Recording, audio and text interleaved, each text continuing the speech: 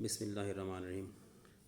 جناب والد، پاکستان کی آزادی کے حوالے سے، قیام پاکستان کے حوالے سے اور 14 اگست کے حوالے سے جب ہم تاریخ پاکستان کا جائزہ لیتے ہیں تو 1906 سے لے کر 1916 کے درمیان جو اہم واقعات ہمیں نظر آتے ہیں، جن کی تحریک پاکستان اور قیام پاکستان کے حوالے سے بہت زیادہ اہمیت ہے، ان میں سب سے پہلے 1906 کے اندر جو ایک ہسٹری آف پاکستان کے حوالے سے اہم واقعہ رونما ہوتا ہے وہ ہے آل انڈیا مسلم لیگ کا قیام۔ آل انڈیا مسلم لیگ کا قیام 1906 کے اندر ڈھاکہ میں عمل میں لایا گیا۔ محمدن ایجوکیشن کانفرنس کا سالانہ اجلاس ڈھاکہ میں منعقد ہوا۔ اجلاس کے اختتام پر نواب سلیم اللہ خان، جسے عام طور پر نواب آف ڈھاکہ کے نام سے یاد کیا جاتا ہے، انہوں نے حاضرین سے خطاب کیا اور نواب وقار الملک کی صدارت میں خصوصی اجلاس کا اہتمام کیا گیا۔ نواب سلیم اللہ نے وقت کی ضرورت کو محسوس کرتے ہوئے تجویز پیش کی کہ مسلمانوں کے لیے ایک مستقل سیاسی جماعت تشکیل دینی چاہیے۔ اجلاس میں موجود تمام شرکاء نے متفقہ طور پر تجویز کو قبول کیا اور آل انڈیا مسلم لیگ قائم کی گئی۔ اس اجلاس میں نواب وقار الملک، نواب سلیم اللہ، مولانا محمد علی جوہر، حکیم اجمل خان، مولانا ظفر علی خان، نواب سمیع اللہ اور جسٹس شاہ الدین نے بھی شرکت کی۔ سر سید نے مسلمانوں کو سیاست سے دور رہنے کی نصیحت کی تھی۔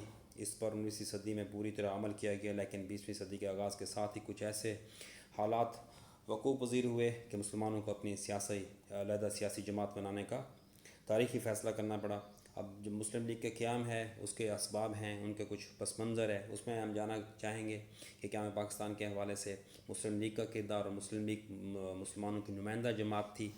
تو اس میں جو مسلم لیگ کے قیام کا پس منظر تھا، اس میں سب سے پہلے یہ ہے کہ جو ہندوؤں کی نمائندہ جماعت بنی بعد میں، پہلے اس کا جو قیام ہے وہ انگریز کے ہاتھوں ہوا۔ وہ 1885 میں انڈین نیشنل کانگریس تھی۔ اس پر 20ویں صدی کے آغاز میں انتہا پسند ہندوؤں کا غلبہ ہو چکا تھا۔ کانگریس ہندو فرقہ پرستوں کے ہاتھوں میں گھیر رہی تھی اور اس کی کوشش تھی کہ پورے ملک میں اکثریت کی حکومت قائم کی جائے۔ مسلم لیڈروں نے کانگریس کے اثرات کا جائزہ لیا اور مسلمانوں کے حقوق کے تحفظ کے لیے آل انڈیا مسلم لیگ کا قیام جو ہے نا وہ ضروری سمجھا۔ اس کے بعد اسی صدی کے اندر بہت سی ایسی متعصب ہندو تحریکیں رونما ہوئیں، جنہوں نے مسلمانوں کے اندر اس بات کا احساس پیدا کیا کہ ان کی ایک علیحدہ سیاسی جماعت ہونی چاہیے، تاکہ وہ بھی اپنے جو جائز سیاسی مطالبات ہیں وہ حکومت وقت کے سامنے رکھ سکیں۔ ایک اور واقعہ جو ہے نا وہ اس میں بڑا آپ کے مسلم لیگ کے جو قیام ہے اس میں بڑا اہم سمجھا جاتا ہے، وہ ہے اردو ہندی تنازع۔ اردو کی جگہ ہندی کو سرکاری زبان کا درجہ دلانے کی ہندوؤں کی کوشش مسلمانوں کو غور و فکر کرنے پر مجبور کرنے لگی۔ انہوں نے اپنی زبان، ثقافت اور تہذیب کے دفاع کے علاوہ سیاسی میدان میں بھی اپنے دفاع کا حق ضروری سمجھا۔ آل انڈیا مسلم لیگ بنانے کا فیصلہ کیا۔ ہندوؤں کی تنظیم ہندوؤں کے حق میں اپنا پورا زور صرف کر رہی تھی۔ دیوناگری رسم الخط اختیار کیا جاتا تو مسلمانوں کے ثقافتی ورثہ اور معاشی و معاشرتی حیثیت کو بہت زیادہ نقصان پہنچتا۔ اس چیلنج کا مقابلہ کرنے کے لیے بھی مسلمانوں کو ایک سیاسی جماعت بنانے کی اہمیت جو ہے نا وہ اجاگر ہوئی۔ جو سب سے اہم واقعہ تھا وہ مسلم لیگ کا قیام اور قیام پاکستان کے حوالے سے اگر اس کے ہم بہت آگے چلے جائیں، آپ کا جو قرارداد پاکستان تھی اس میں ایک چیز تقسیم بنگال تھی۔ تقسیم بنگال ایک ایسا واقعہ ہے جس نے مسلمانوں کی آنکھیں کھولی۔ انگریز حکومت نے 1905 میں بنگال کے وسیع و عریض صوبے کو 2 حصے میں تقسیم کیا۔ مقصد انتظامی اصلاح تھا، لیکن ہندوؤں نے اسے ہندو مسلم دشمنی سے تعبیر کیا۔ یہ اتفاق تھا کہ تقسیم بنگال کے بعد نئے صوبے مشرقی بنگال میں مسلمانوں کو بہت زیادہ فوائد حاصل ہوئے، اور یہ تمام باتیں جو ہے نا مسلمانوں کو تعلیمی، عدالتی، انتظامی اور معاشی فوائد حاصل ہوئے اس سے۔ لیکن کیا ہوا کہ ہندو تاجروں، ہندو وکلاء اور ہندو ذمہ داروں نے تقسیم بنگال کے خلاف بہت زیادہ احتجاج کیا۔ اس رد عمل سے جو ہے نا مسلمانوں کو جو پیغام پہنچا وہ یہی پہنچا کہ ان لوگوں کا آپس میں جو ہے نا مل جل کے ساتھ رہنا بہت مشکل ہے، کیونکہ یہ ہندو کمیونٹی مسلمانوں کے مفادات کو ہمیشہ زد پہنچانے کی کوشش کرتی رہی ہے۔ اس کے بعد جو ہندو قیادت تھی وہ بھی کھل کے سامنے آئی۔ 20ویں صدی میں ہندوؤں کی قیادت متوازن اور روشن خیال افراد کے ہاتھوں سے نکل کر مسلم دشمن، فرقہ پرست اور متعصب ہندوؤں کے شخصیتوں کے ہاتھوں میں چلے گئے، جن میں مدن موہن مالویہ، بال گنگا تلک اور یہ وہ لوگ ہیں جنہوں نے مسلمانوں کے خلاف اپنا زہر اگلا۔ یہ جو ہندوؤں کو مسلمانوں کے خلاف ابھارتے تھے، ان کی سرگرمیوں کے مقابلے میں مسلمانوں نے ایک مرکزی سیاسی قیادت بنانے کی۔ اس کے بعد جو سب سے بڑا اہم واقعہ ہے وہ یہ ہے کہ وہ مسلم لیگ کی جو قیام کا سلسلے میں وہ یہ ہے کہ شملہ وفد ایک وفد تھا جو اس وقت کے جو وائس رائے تھے وہ شملہ میں جا کے ملا اور اپنے اس نے جائز جو مطالبات تھے وہ پیش کیے، اور خاص طور پہ ایک علیحدہ سیاسی جماعت جو بنانے کا ان کا ایک عزم تھا۔ اس سلسلے میں انہیں لارڈ منٹو نے اس کا خاصا حوصلہ افزا جواب دیا۔ اپنے حقوق کے تحفظ کے لیے مسلمانوں نے اپنی سیاسی جماعت بنانے کا فیصلہ کیا۔ اب آل انڈیا مسلم لیگ کے جو قیام ہے، قیام کے اسباب کیا تھے بیسیکلی، اس میں سب سے پہلے جو ہے ایک مسلمانوں اور انگریز حکومت کے درمیان ایک مفاہمت کی فضا پیدا کی جائے، اور مسلمانوں کے اندر جو ہے نا وفاداری کے جذبات پیدا کیے جائیں۔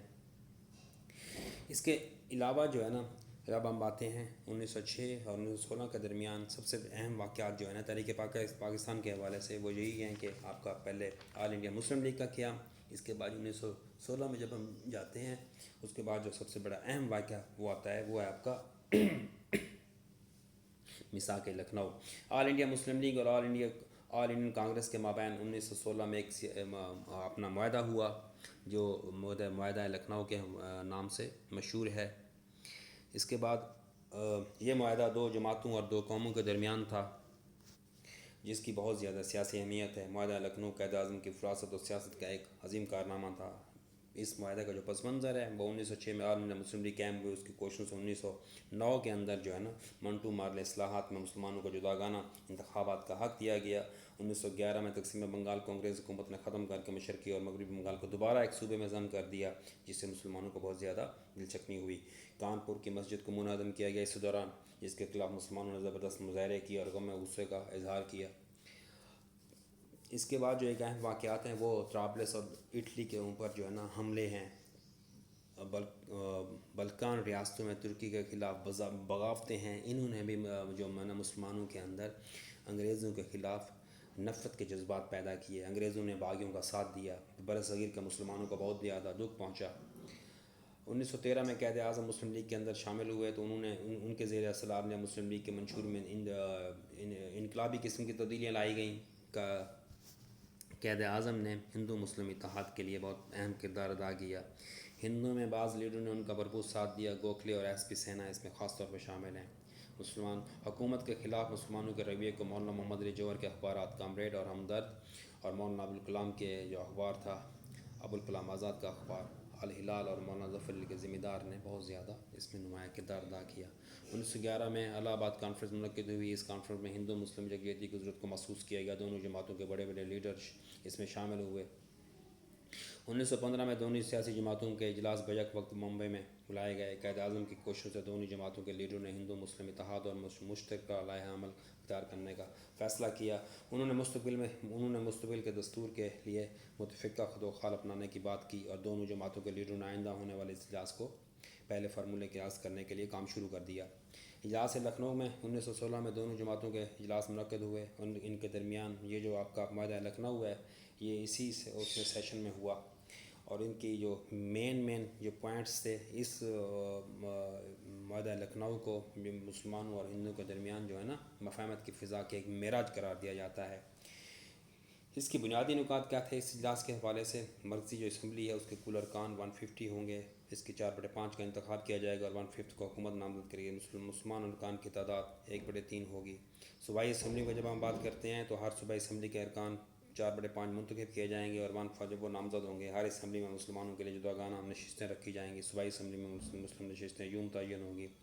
اس کے علاوہ ایک جداگانہ الیکشن، یہ پہلا موقع تھا آپ کو جو ہندو نے مسلمانوں کے لیے ایک علیحدہ انتخابات کے حوالے سے اپنی رضامندی کا اظہار کیا۔ مرکزی اور صوبائی اسمبلی کے انتخاب جداگانہ بنیادوں پر ہو گئے۔ مسلمان ووٹر صرف مسلمان نشستوں کے لیے ووٹ دیں گے۔